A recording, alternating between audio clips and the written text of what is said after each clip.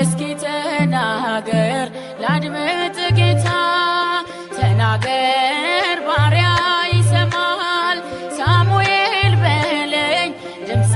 ይገርማል ታናሽ ነኝ የማልበረታ እስኪ ተናገር ላድምጥ ጌታ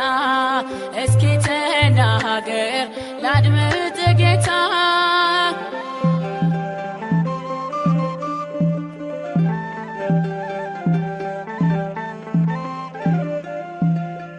በሚያስፈራው በመቅደስ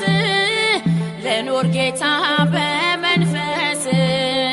ደካማ ነኝ በላቴና ባንተ ልቁም ባንተ ልጽና አያሳደደኝ ጠላት አልውጣ ካንተ ከቅፍ ልግባ ሳበኝ እልፍኝ